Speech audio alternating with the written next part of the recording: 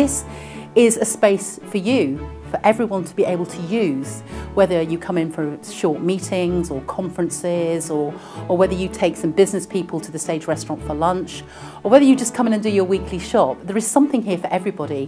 One of the really big things about this space, I think, is that it's really flexible and we can deliver courses for the community, for businesses, for school leavers, for anybody you'd really be able to say needed a course or wanted one. The fact that it's very much based on food, that our economy is based on food, it provides an opportunity for some of the manufacturers to talk to Boston College and to get the sort of courses that they need to benefit them, and that also means that those companies can much more easily take on local youngsters as apprentices or as trainees.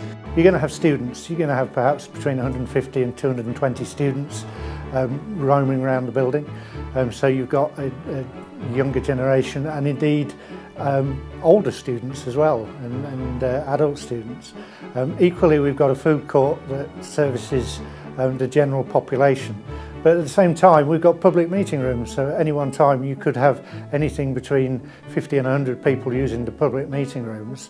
And then we've got managed office space on the top floor, where you'll have small businesses and their employees using the building at the same time. Well, I've seen the kitchens and they are superbly kitted out. There's some really decent equipment there.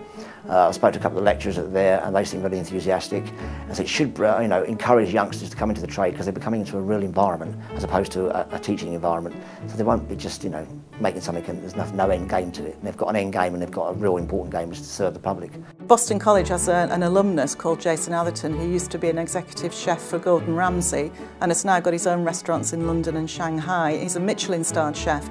He's a mentor to all of those learners in that kitchen and that front of house setting. He's able to come up, talk to them, tell them about what it's really like in a Michelin-starred restaurant and how many students do get that sort of benefit.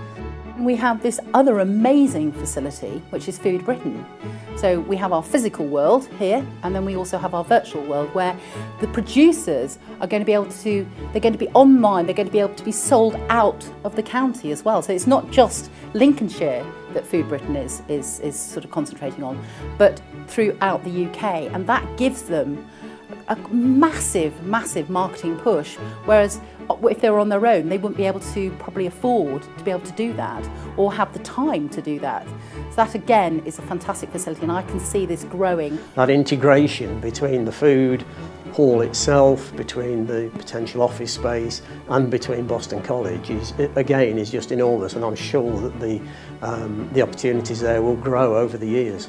And also the fact is that when you're sitting in Sage restaurant, for example, having a Lincolnshire poacher souffle, and the person says, that cheese is absolutely fantastic, and they go, yes, and you can buy it next door. So it's got all these added benefits, you know, the local produce being used in the restaurant, and then people can just come straight outside and buy it. I mean, where else in the UK can you do that?